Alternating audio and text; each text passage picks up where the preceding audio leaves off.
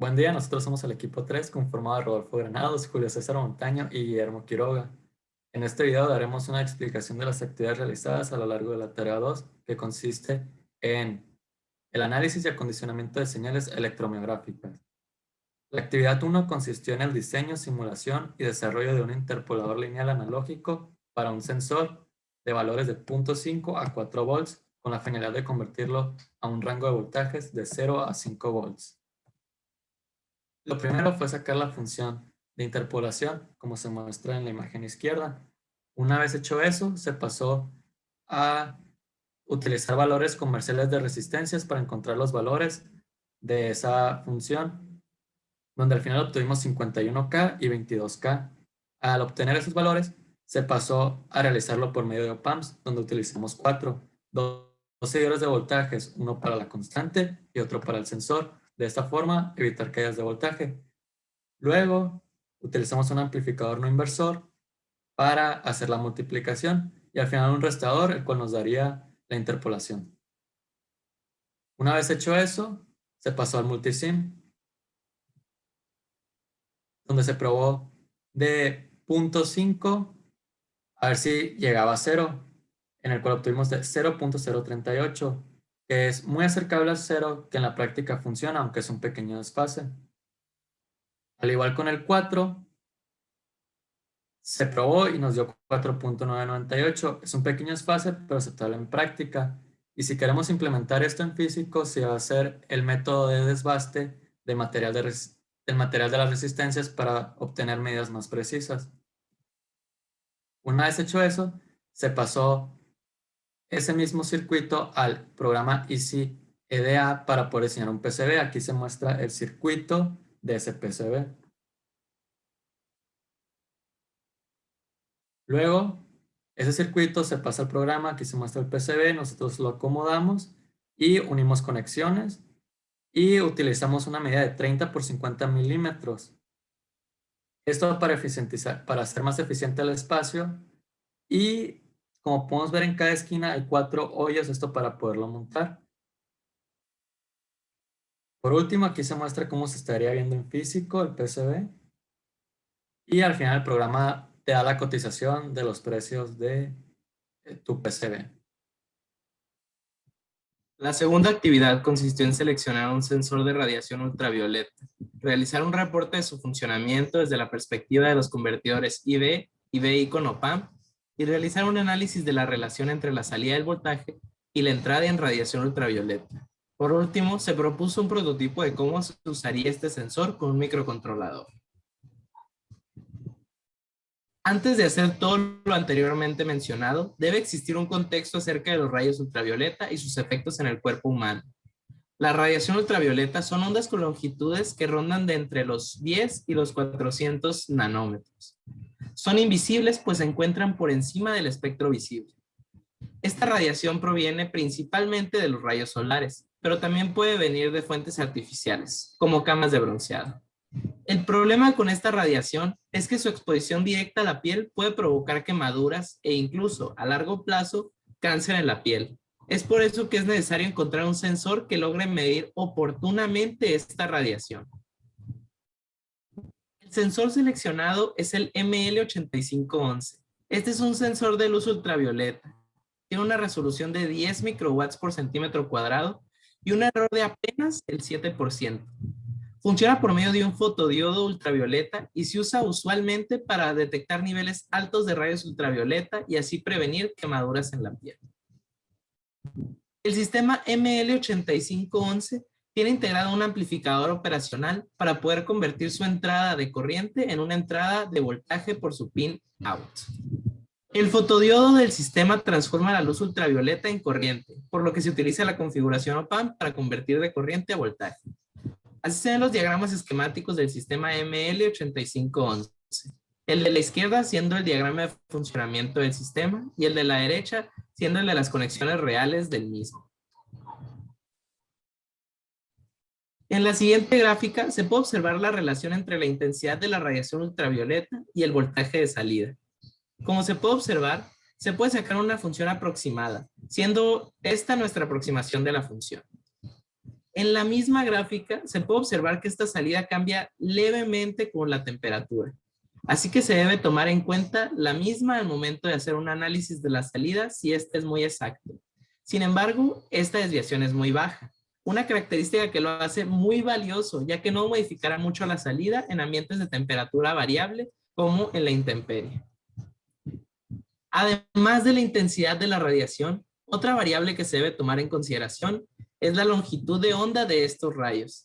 El siguiente diagrama muestra la función de sensibilidad relativa con respecto a la longitud de onda. Como se puede apreciar, su punto óptimo es entre 280 y 400 nanómetros. Luego, la sensibilidad baja rápidamente. Con toda esta información, diseñamos una propuesta de implementación para poder hacer algo con la información anteriormente mencionada, con el sensor propuesto. En nuestra propuesta, simplemente se utilizará dicho sensor y una tarjeta Arduino, conectada de la siguiente manera, donde la entrada A1 se conecta directamente a la fuente de 3.3 voltios, para que así pueda funcionar como referencia a la entrada A0, la cual es la salida del sensor. La actividad 3 consistía en la simulación y análisis de un circuito amplificador de instrumentación, el cual se incluye en la nota de aplicación AN4995 de ST Microelectronics. La simulación se llevó a cabo con el simulador Multisim. El circuito consiste de una configuración básica de amplificador de instrumentación, como se observa en la figura de la izquierda.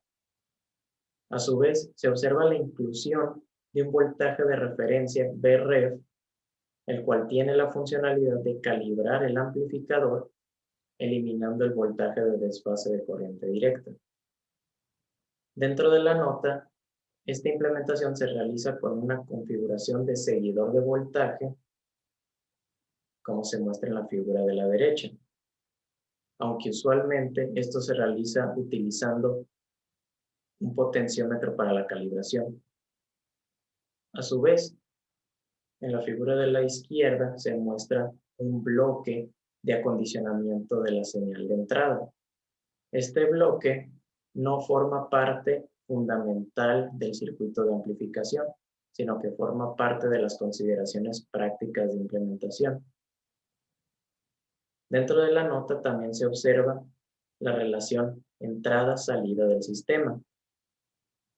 Aquí la única diferencia con la expresión desarrollada en clase es la inclusión de los voltajes de desfase de cada uno de los op-amps, VIO 1, 2 y 3.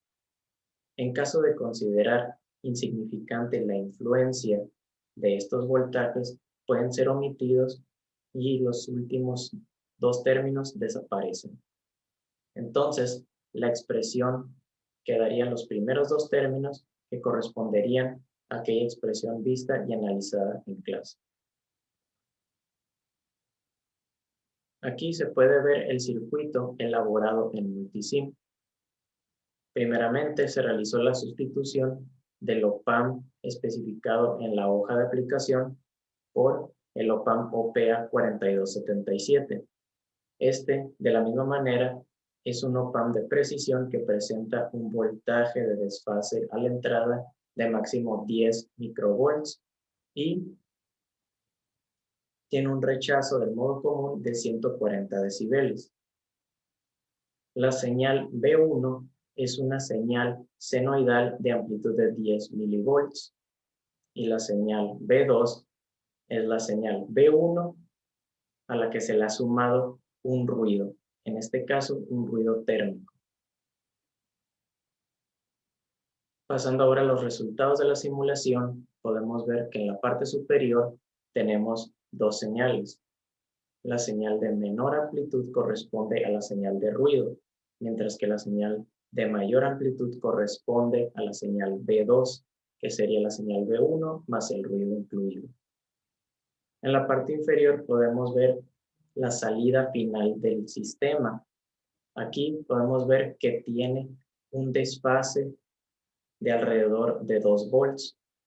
Esto sucede porque el amplificador aplica su ganancia también a los voltajes de desfase de entrada de los op-amps. Además, podemos ver una amplificación verdadera del ruido. Antes de la amplificación, podemos ver que oscila alrededor de medio milivoltio. Y después de la amplificación, el rango del ruido oscila entre menos 20 y 30 milivoltios. Y finalmente, implementamos este circuito en el software EasyEDA utilizando los mismos componentes que la simulación antes mencionada. En conclusión, esta tarea nos permitió desarrollar habilidades relevantes para la elaboración de nuestro proyecto basado en la lectura y acondicionamiento de señales electromiográficas. El desarrollo de circuitos en PCBs permite una mejor presentación y eficiencia en espacio en comparación con los protoboards, por lo que se requerirá para la implementación de las siguientes etapas del proyecto. El análisis de la radiación ultravioleta, así como la propuesta de un circuito para detectar la intensidad de la misma, nos permite reforzar las bases del trabajo con sensores, sus consideraciones y acondicionamientos básicos, como la conversión de corriente a voltaje.